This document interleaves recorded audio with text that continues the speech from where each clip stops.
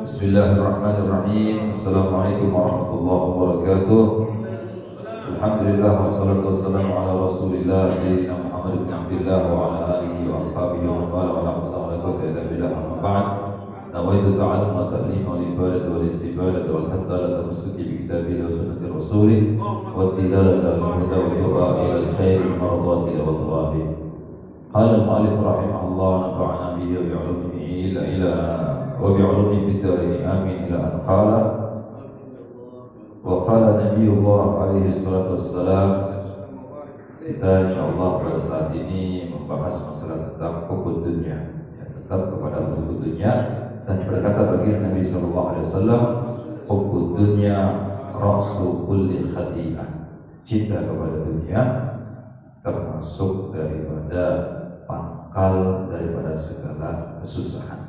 Kenapa hubud dunia dijadikan pangkal segala kesusahan? Karena segala daripada kesalahan, karena banyak daripada manusia tatkala dia melakukan kesalahan, kezaliman, kemaksiatan kepada Allah Subhanahu wa taala, pemicunya adalah cinta kepada dunia. Yang tadinya orang baik karena tuntutan dari keluarganya ingin misalnya menjadi orang yang lebih, ingin menjadi orang yang kaya, akhirnya gaji tidak mencukupi, akhirnya dia mengambil yang bukan haknya atau dia melakukan korupsi, mencuri dan lain sebagainya, sehingga dia berbuat maksiat kepada Allah Subhanahu wa taala. Ini karena apa? Karena cinta kepada dunia. Wa qala alaihi salatu wassalam, Nabi sallallahu alaihi wasallam juga bersabda, "Law kanat ad-dunya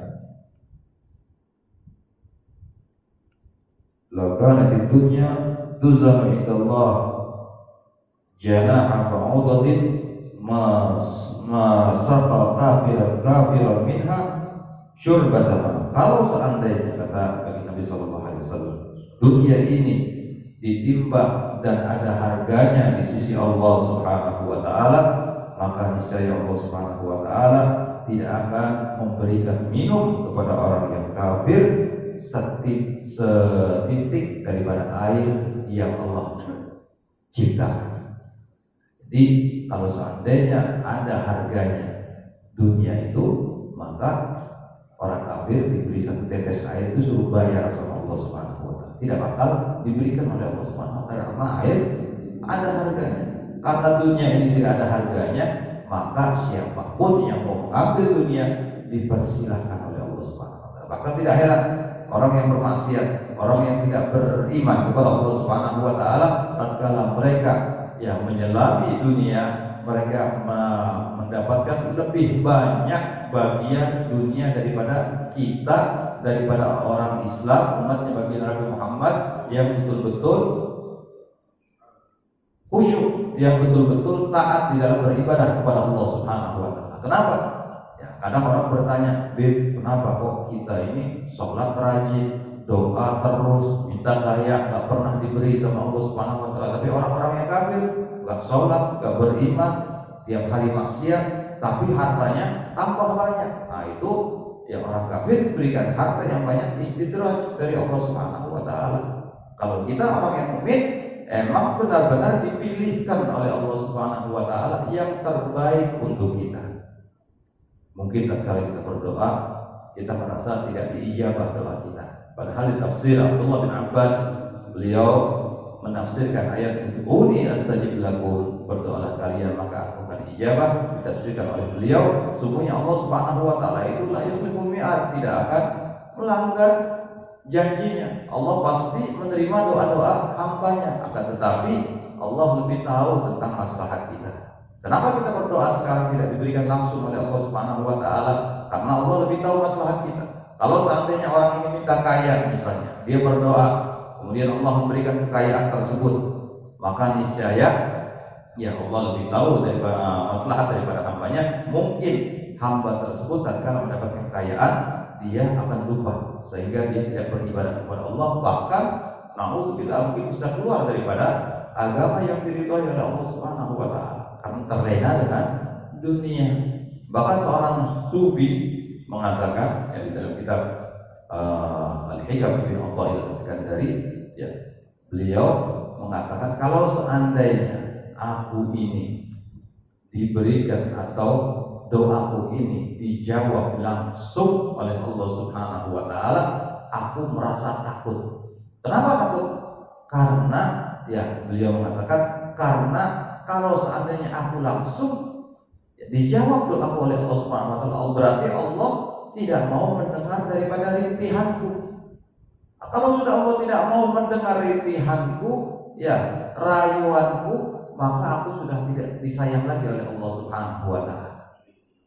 Nah, ini yang dikatakan oleh seorang sufi. Kita pun demikian. Tatkala anak kita merengek, apalagi anaknya itu dekat dengan kita, ya kita kerjain sekalian, merengek terus minta sesuatu, kita mau kasih, nggak kita kasih.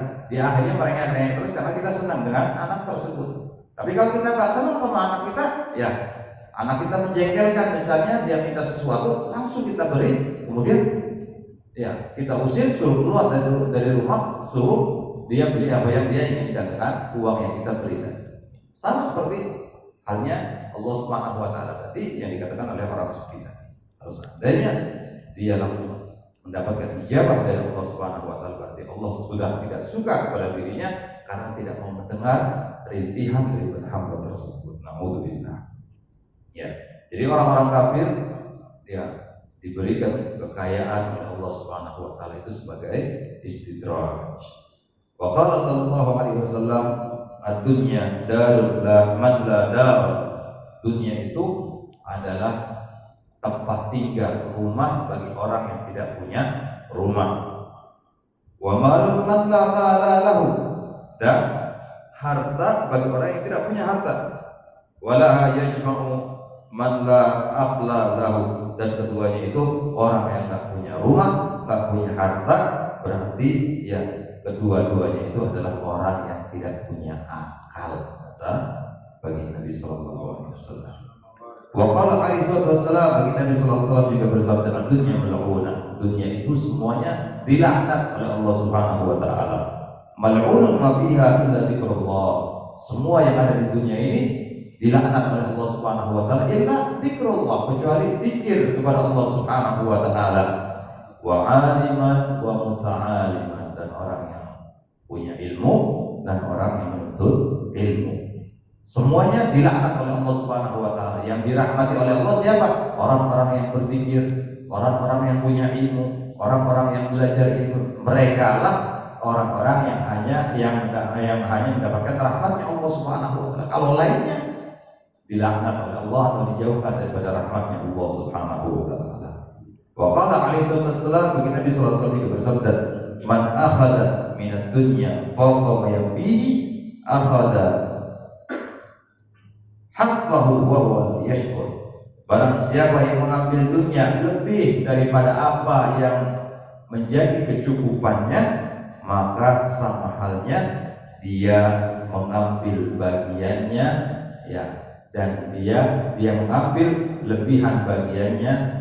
Maksudnya apa? Bagian di akhirat itu diambil oleh dirinya di dunia dan dia tidak merasakan hal tersebut. Jadi kita hidup di dunia itu, ya kata bagi Nabi SAW, kun fid dunya ka'annaka 'abirun sabil. Hiduplah kamu di dunia, jadilah kamu di dunia ini sebagai orang yang musafir. Kalau orang musafir turun dari perahu, ya singgah ke satu pulau, ngambil kebutuhannya secukupnya, kemudian melanjutkan perjalanan. Jangan kita ambil yang berlebih, sehingga kalau kita ambil berlebih, kita naikkan ke perahu kita, apa yang terjadi? Perahu kita terlalu berat bebannya dan akhirnya perahu itu bisa menjadi karam karena kelebihan muatan. Maka dari itu ambil secukupnya, kata Nabi, seperti hanya ya orang hidup di dunia itu seperti hanya musafir yang sedang singgah dan mengumpulkan perbekalan secukupnya. Wa qala alaihi wasallam, Nabi sallallahu alaihi wasallam bersabda, liyakun balahu ahadikum minad dunya kazadir rakib. Jadilah ya, apa yang diambil oleh seorang di antara kalian daripada dunia seperti dia mengambil sesuatu, seperti orang yang mengumpulkan hal untuk melanjutkan perjalanan. Wa qala alaihi wasallam, bagi Nabi sallallahu alaihi wasallam bersabda, "Man asbaha wa hammuhu dunya syattatallahu alaihi amra." Dan barang siapa di pagi hari bangun pagi, kemudian pikirannya sudah, semangatnya sudah terukir di kepalanya ini urusan dunia, maka syattatallahu alaihi amra, maka Allah Subhanahu wa taala akan mempersulit urusannya. Alhamdulillah. Kalau bangun tidur ya hayya 'alas shalah, bangun subuh, tapi langsung urusan bisnis, mempersiapkan dagangan dan lain sebagainya, itu sudah akan dipersulit urusannya kepada Allah Subhanahu wa taala. Tapi coba kalau bangun tidur dia langsung ingat Allah Subhanahu wa taala terlebih dahulu, ini orang yang luar biasa. Tapi kalau sudah ingat dunia, maka berarti dia sudah mengutamakan dunia daripada mengutamakan Allah Subhanahu wa taala. Wa farraqa alaihi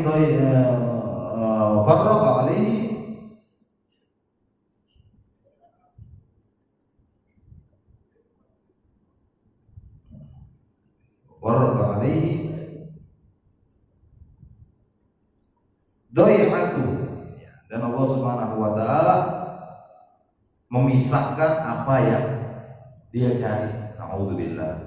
Wa ja'ala faqrahu baina 'ainaihi, dan Allah menjadikan kefakirannya di kedua pelupuk matanya. Orang yang suka kepada dunia, dia pagi-pagi sudah semangatnya urusan dunia, maka Allah akan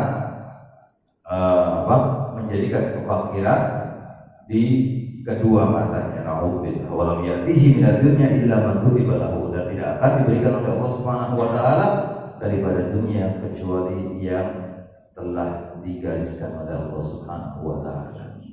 Wa qala alaihi wasallam, az-zahadatu fid dunya turihul qalba wal badan. Rasa zuhud di dunia itu bisa menenangkan hati dan juga menenangkan